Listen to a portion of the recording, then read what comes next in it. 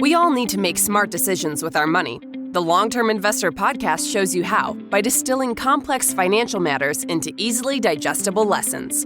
And now, here's your host, Chief Investment Officer at PlanCorp and the author of Making Money Simple, Peter Lazaroff. Welcome to The Long-Term Investor. Today, I am joined by Jesse Cramer, author of The Best Interest, which is a blog dedicated to helping people improve their personal finances. The first time I was introduced to Jesse was back in October 2020 when he published what I felt was the most useful article a car owner could possibly read. And earlier this year, he updated that post, so I've invited him on the show to share his latest information. As always, you can find links, resources, and comprehensive show notes at thelongterminvestor.com. And now, here's my conversation with Jesse Cramer. Jesse Cramer, welcome to The Long-Term Investor. Peter, thanks for having me. I am excited.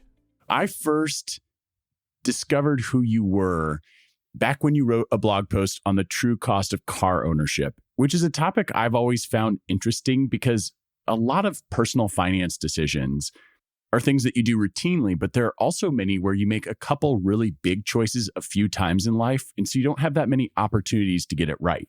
Like buying a house or buying insurance.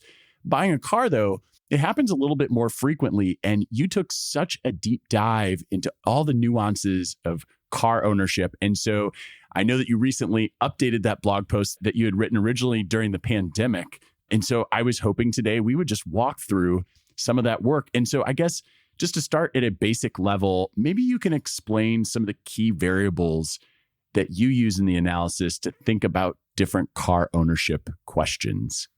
Yeah, this is a fun conversation, Peter, because it almost is like, where exactly do we start? And maybe one of the places we can start is simply from a common misconception. The whole idea for the article, one of the places it started was at the time I was on Twitter, and I would see drivers for Uber talk about the profits that they were making, not only in terms of per time spent, but then they're saying, all I have to do is pay for gas. And I'm sitting there thinking, like, that's not all you're paying for. There are some hidden costs to driving a car that they're not accounting for. So I kind of scoured the internet, tried to find the article that ultimately I ended up writing, which was, how do we account for all the different costs in driving a car? Some of those costs, as I kind of talk about in the article, are time-based. A very simple example of that is your registration. Once per year, Peter, you're in St. Louis, right? So you're sending the state of Missouri $100 once per year for your registration. Okay. Well, with a lot of other costs, most costs, in fact, are distance-based. Your tires don't care about how long they've been on your car. Really, they just care about how many miles they've been on there. Similar gas, it's per mile. And then you need to find a way to essentially convert dollars per unit time to dollars per unit mile. The way I ended up doing that in the article, which we can dive into a little bit deeper, is simply by saying, well, how far does the average driver drive in a year? And the answer is about 13,500 miles. So, okay, now we can convert from time to mileage. But maybe before we go even a second further, I should say the entire article, this entire conversation does have a pretty large asterisk on it, simply because the variance that people are going to see in their own lives is pretty wide. The difference between driving a Ford F-250 and driving a Toyota Prius used, I mean, those are completely different use cases. So sure, the average driver drives 13,000 miles per year. You are going to be much different than that. And I think the best thing for someone to do after this conversation is take some of the thought process that we're about to talk about and apply it to your own unique car buying decision.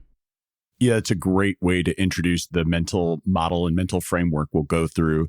Not all that different than a lot of investment conversations that I have and that I'm sure you have when we talk about something like indexing. Indexing, owning the whole market, gets you the average return, and that's what the average investor should do. And if you're going to do something different than indexing, you have to think, how am I different than average? And you talked about the fact that the car on average gets 13,500 miles.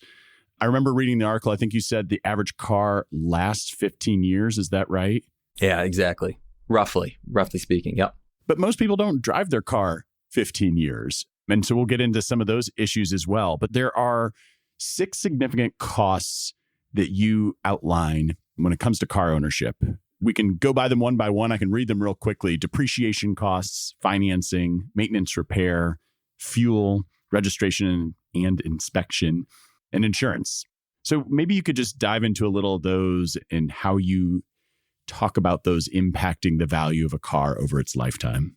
The biggest and most impactful one, and also the hardest one, I think, for the average person to quantify is the depreciation cost.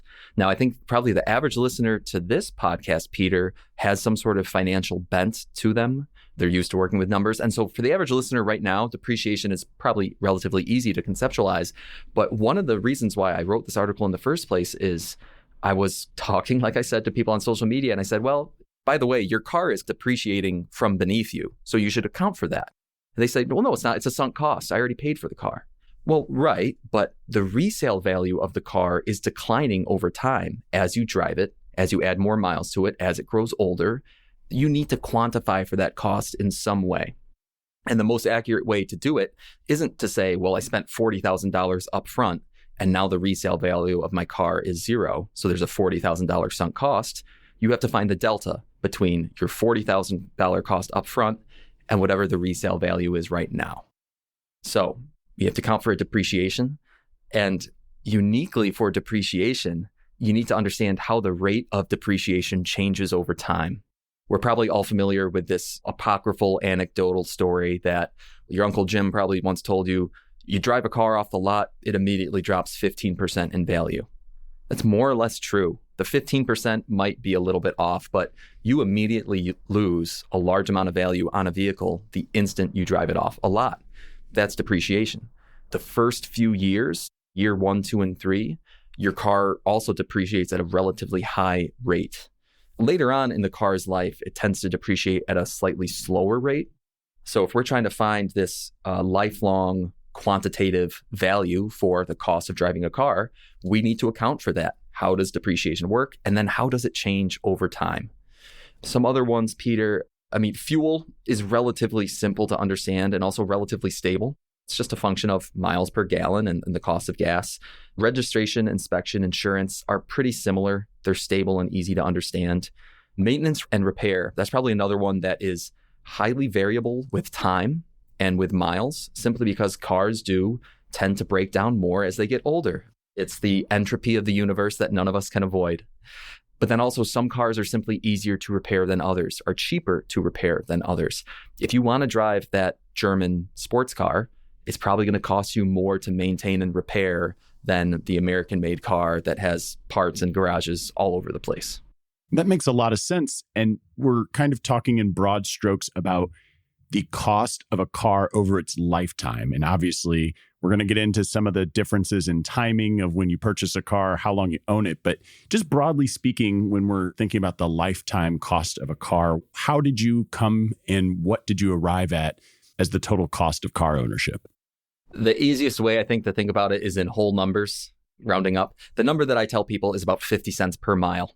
The exact number, I think, in that 2023 update was maybe 47 or 48 cents per mile. But to make it easier to remember, 50 cents per mile. And that accounts for all those costs that we just talked about in the kind of the last little section, Peter, and that amortizes those costs over the entire life of the car.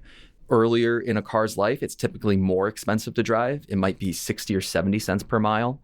And then later on in life, it actually does get cheaper to drive simply because it's depreciating less and less every year. It might only be 40 or 45 cents per mile to drive. And one interesting thing, I think, from this, the analysis and some of the numbers that I crunched, is that new cars versus used cars actually have a surprisingly similar cost to drive. In other words, if we want to put it in investing terms, and it's actually a really accurate metaphor, the used car market is getting more and more efficiently priced.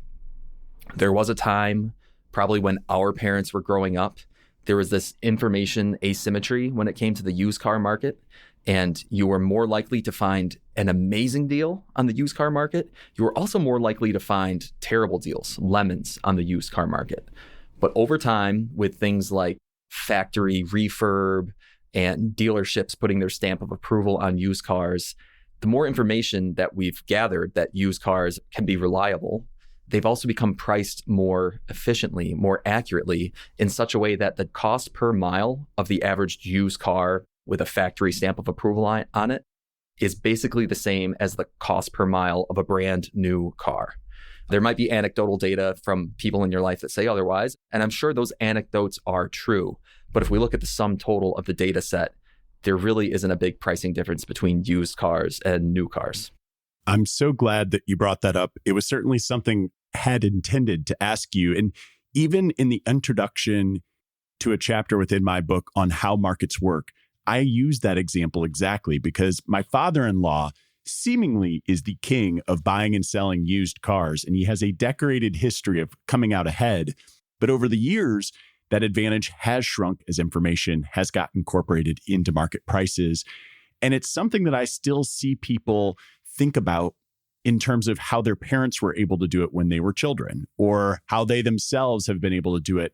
Maybe they're in retirement or nearing retirement, and they've done it several times themselves. First of all, the process of buying a car is frustrating, regardless if you're buying new or used. But at a certain point, if the cost is similar, there's almost a little bit more certainty with a new car, in my opinion. How do you feel about that?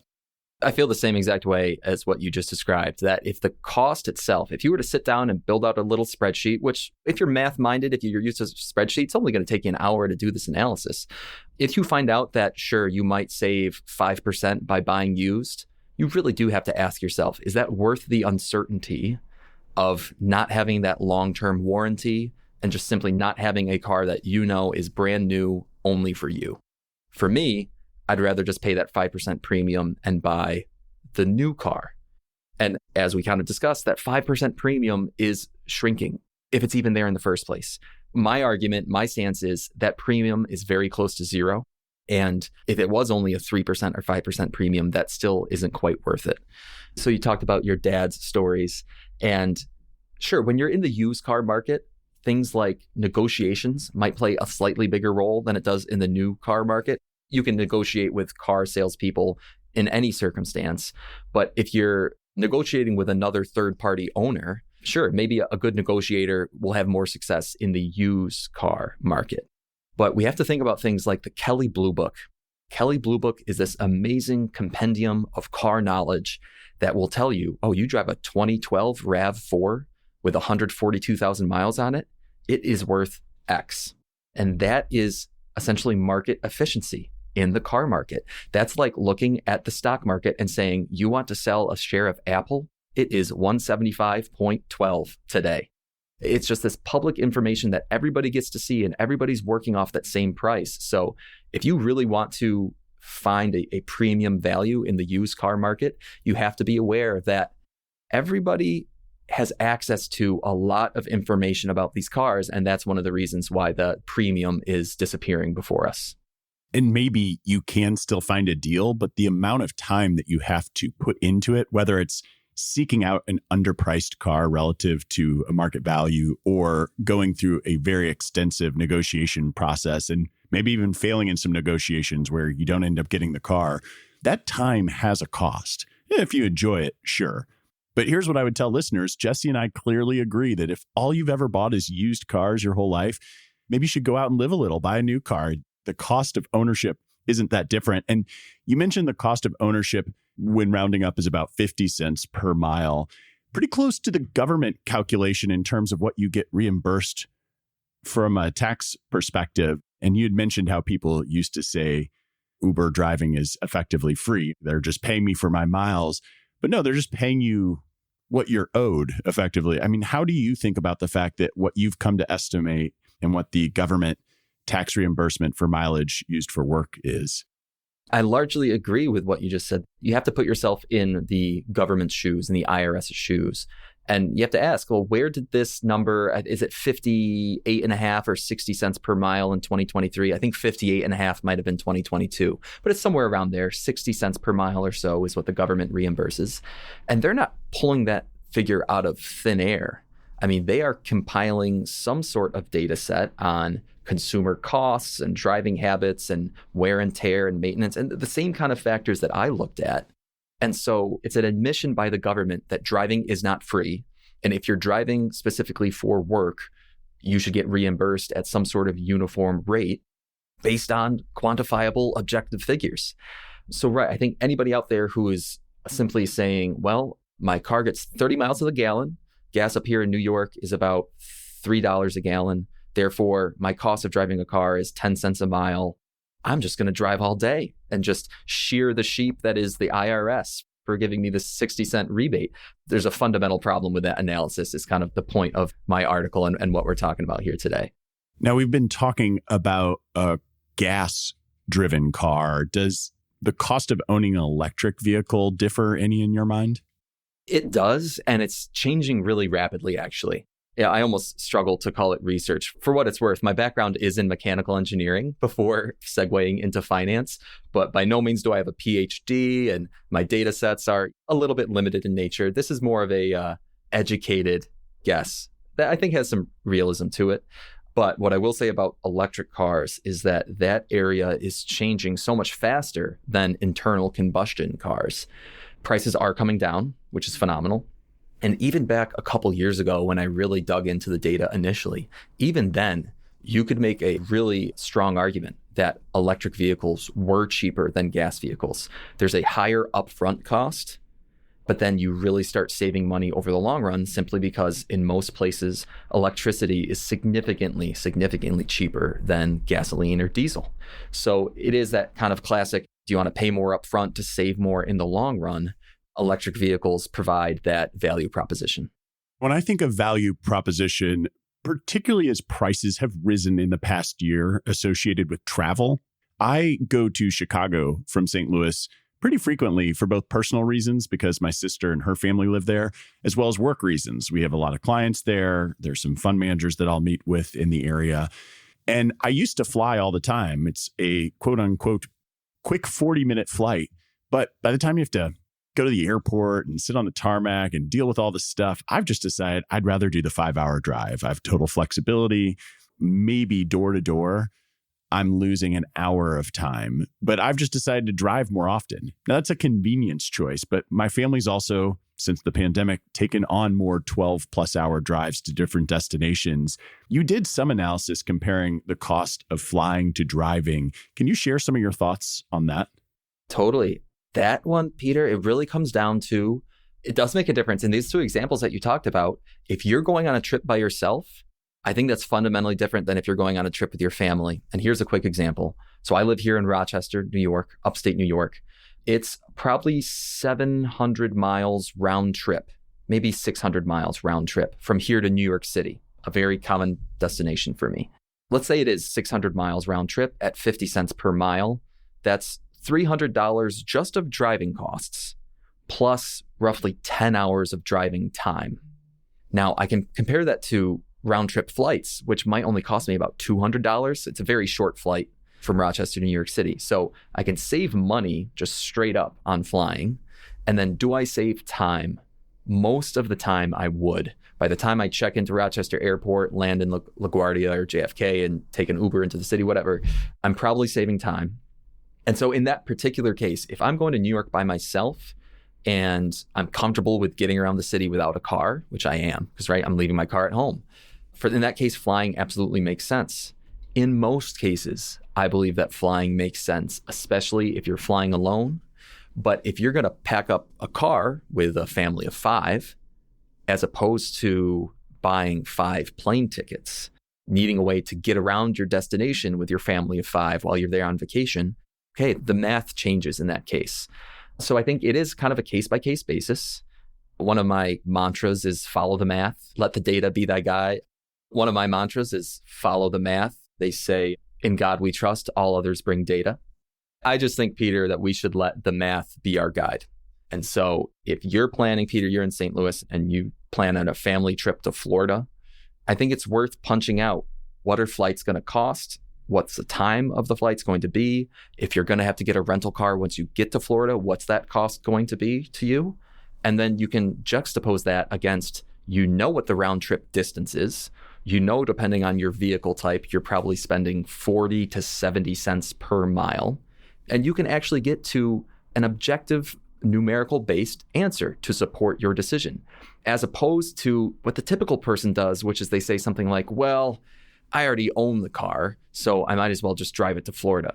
that's more subjective than anything else. And one of my goals is let's try to apply some numbers to this scenario. I might have to do that exercise for my next family trip where, and notice I say vacation, not trip. I have a 10, 6-year-old who are great in the car now, but when you drive 12, 14, 16 hours with them, there is some sort of mental toll that you might be willing to pay a premium for the flight plus rental car. But I'll do the math just to understand what sort of premium next time I'm assigning to all of that. And again, it's all personal preference. I think in general, you talk even in the article about how do you even measure utility when you're purchasing a car? So if you have a family of 6, obviously a small sedan isn't going to work. But I will say, like, I have a family of 4, and we went back and forth a number of times on whether we wanted a third row and thinking, oh gosh, maybe we'll use that third row a couple times a year, but the few times we use it a year, wow, it's really convenient. Or do we get something that ends up saving us a little bit of money and doesn't have a third row? And so I think you kind of explored this a little bit on thinking about the utility. Maybe that's something you could share some thoughts on. This is one of those things where there's lies, damn lies, and then there's statistics. The way I think about it is we can try to apply objective numbers-based analysis to certain things in life. It's not always going to work out perfectly. And I think utility is really getting into this muddy, murky area of the conversation where we can try to think about it in a numbers-based way, but ultimately, we also need to think about it subjectively. A good example here, Peter, is my brother lives here in Rochester, and he's a contractor, remodels kitchens and remodels bathrooms. So he owns a Chevy truck that he uses every single day for work. He could not do his job without some sort of utility vehicle, a truck or one of those big Sprinter vans, something like that. So for him, I mean, he obviously needs that truck. It's probably like a $50,000 truck. However, I think that the average truck owner in America very rarely uses the truck for its true utility need. I think the average truck owner in America, I'm going to pull a number out of thin air here, but probably 90% of the time or 90% of the miles they put on that truck are simply driving the kids to soccer practice, getting themselves to work, going to the grocery store. Maybe once in a while on a weekend, they do tow the boat to the dock. They do go to Home Depot and grab some lumber. And that's fine. That's totally their prerogative. But I think it's worth, in some of those extreme cases especially, let's say the only thing you really use your truck for is 4 weekends a summer, you take the boat down to the lake. I would ask myself, should I get a sedan instead? And then 4 weekends a summer, rent a truck? I think it's worth understanding, simply because one thing we haven't dove into yet, Peter, is that the lifetime cost of a car, sure, it's 50 cents per mile. But if you actually expand that out to the roughly 200,000 miles that you can drive a car for, typically 200 to 250, what you find is that the total cost of a car ends up being about 3 times its sticker price. You buy a $40,000 car, you're probably going to spend about $120,000 total over the life of the car. So if I have a $50,000 truck or a $30,000 sedan, there might be a $60,000 difference in the lifetime cost of those cars. $150,000 for the truck, $90,000 for the sedan, and $60,000 is a big difference. It's worth thinking about. Is the $60,000 premium for that truck really worth it for my 4 trips to the lake per summertime? For some people, maybe it is. For them, maybe that's an opportunity cost that they don't mind paying. But I think for many people, that might just give them a little bit of pause and might change some minds in a really beneficial way. And what you're describing sounds a little bit like the metric that you maybe coined. I think this was your own doing, value over replacement car, which if you're into sports, like baseball wins above replacement, basketball has similar statistics. I love the concept. Can you maybe explain a little bit of that? Yeah, one of my favorite things to do on the blog is make up my own statistics. Don't we all love doing that? But yeah, I mean, that is essentially, that scenario with the vehicle I just described is a good example of that kind of value over replacement car, where on the one hand, we have a truck that can ostensibly do it all. It can get you to work. It can also tow your car to the lake.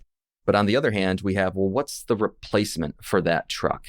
And the answer is, well, conceivably, you could buy a reasonably priced sedan that gets you to work and goes, picks up groceries and drops off the kid at soccer practice. But then you would need, say, like a 3-day rental for a truck to go on your 4 summertime boating trips. And there's a cost for every one of those trips. But now you have the sum of two costs against the cost of the truck.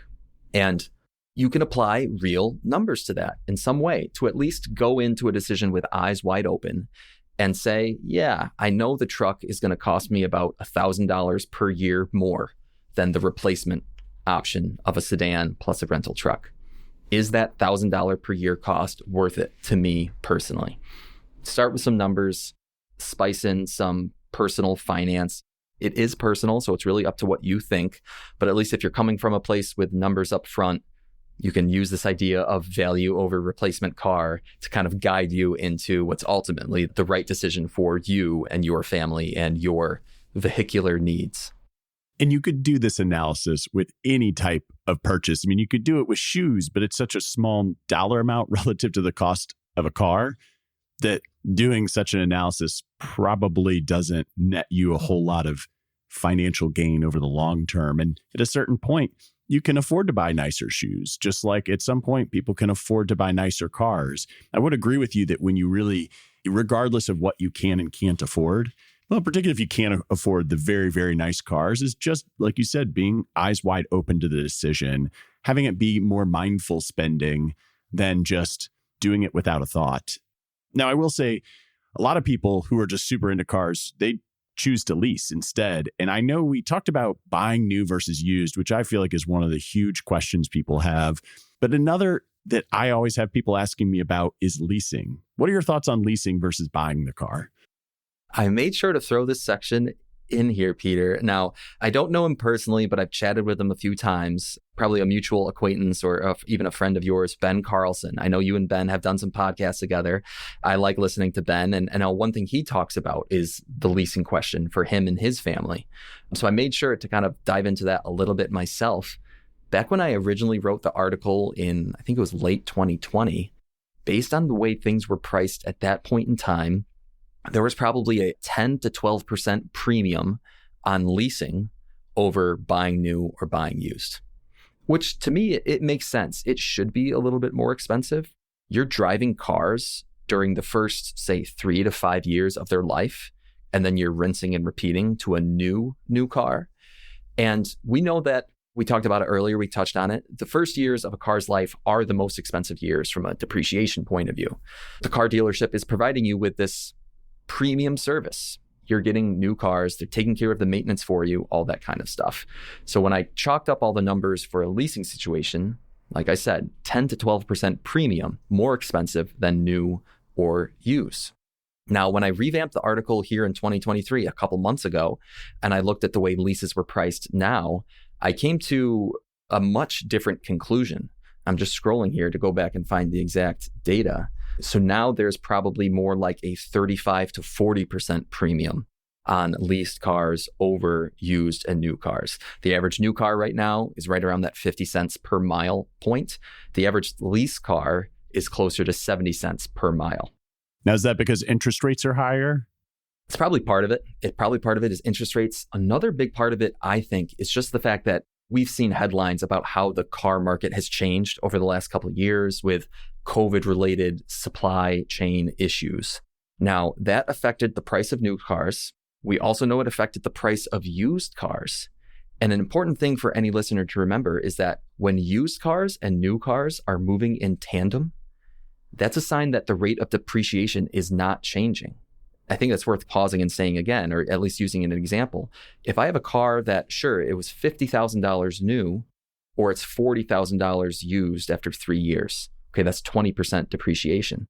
But then what we saw happen in COVID is that both of those prices shifted up, which means that the rate of actual depreciation remained the same between the two. So that's why the used and new gap really hasn't changed that much over the last few years, is because the rate of depreciation has dropped. You can't have high used car prices and high depreciation at the same time. But what we've seen dealers do is they have repriced their leases according to this increase in prices. And that same sort of depreciation gap doesn't really exist in the leased car market. It's not there. You're always buying a new lease in the leased car market. And so I think part of what we've seen, Peter, is interest rate issues. And another part is supply chain issues affecting those leased prices. Over time, my thoughts on leasing have changed a little bit in that it's the type of thing where you're going to go buy a brand new car every 3 years. Yeah, maybe leasing makes sense rather than literally buying and then having to sell your car every 3 years. But otherwise, I know financially that it's never going to win over owning a car for 7 years or 10 years or the lifetime, 15 years, average lifetime of a car, obviously. But there is some sort of risk reduction involved where I do now have a greater appreciation for the fact I have younger kids, there are accidents, cars get stolen, and there is an element where maybe you're paying a premium for a different degree of peace of mind. But I must admit, the premium that you're describing is quite staggering, a little surprising to me. So I'll have to, again, recalibrate some of my thoughts on the issue. Another thing, though, that comes up for someone like me who typically drives their car closer to 10 years is thinking about the repairs that come with older cars. How do you think about this issue? Real quick, just to touch on the leasing one real quickly before we move on, a thought there is just to rehash something we kind of talked about at the very beginning.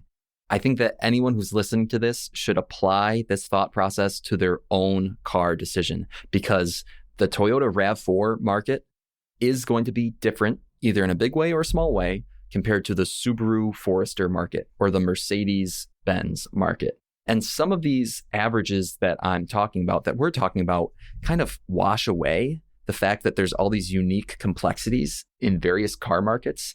So it's worth crunching some numbers for your particular car decision. And because some people out there might find that a lease actually is pretty worthwhile for them, and others are going to have their jaw drop when they realize how expensive a lease might be. Well, I'm glad you add that point on there in general, because everything we're discussing is on average, if you don't take into consideration your personal situation or needs, and you just trust a spreadsheet made up of averages, you probably aren't going to make what's optimal, both financially or for your actual real life outside of the spreadsheet. Right. Exactly right. Couldn't have said it better myself. Yeah. Let's talk about, again, there's a really cool kind of investing financial planning parallel here when we talk about the desire or the effectiveness of repairing an old beater. I've got this old car. Kelley Blue Book tells me it's only worth $4,000. It needs new tires. That's a $600 replacement cost. Should I sink $600 into my old car? The parallel to financial planning here is something that's called survivability. Cars have this thing called survivability, which is very similar to the Social Security Administration's actuarial data set on longevity. If you are already 65 years old, if you're a 65-year-old American male, how much longer on average do you have to live? That's a different question depending on how old you are. We know that for newborn babies, the average American right now only lives to, I think, 74 or 75. The average American born today will live to 74 or 75. But once you've already reached age 65, you're actually likely to live to your low 80s, not 74. So the survivability of a car is exactly parallel to that. I already have a car that's 13 years old. I know that the average new car dies at age 15, but I've already avoided 13 years of potential death. How much remaining life do I have in my car? We call that survivability. Thankfully, the National Highway Traffic Safety Administration, there's a treasure trove data set of survivability for various cars, and we can apply that to your car, my car, our cars, and then say, okay, is it worth sinking $600 into this 13-year-old car? I might expect to get 5 years more life out of it. That's 60,000 or 70,000 miles of additional travel. And I can amortize this $600 expense today over those 70,000 miles and say, is that in family with what I would have expected to pay over the remaining life of this car? It's not a perfect way of doing it because there still is some human judgment involved. The numbers will kind of get you 3/4 of the way there, and then you're going to need to figure out if it's worth it to you. But at least we can use survivability data to really understand when it's worth sinking money into old cars. On top of that, I will say it helps having a trustworthy mechanic, or at least knowing something, because I think a trustworthy, honest mechanic is going to be able to look under and look within a car and say, yeah, this is a really nice car for being 13 years old, or no offense, I see 8 different things on this car that are about to fall apart. So this one $600 repair might not be the last one and therefore might not be worth it. Great advice. Great way to close out the conversation. Jesse, for those who are interested in following you more and learning more of your thoughts beyond car ownership, where can they find you? Yeah, I run a blog and a podcast called The Best Interest. It was nominated in 2022 as a personal finance blog of the year, actually. So if you type in bestinterest.blog, I send a quick weekly email with my new work and cool things I've listened to or read around the internet.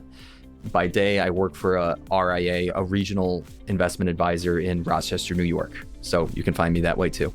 Jesse, really appreciate your time and knowledge. Thank you so much. And for everybody listening, you can find all the information that we talked about on the show and the show notes at thelongterminvestor.com. But until next time, to long-term investing. Thanks for listening to the Long-Term Investor Podcast.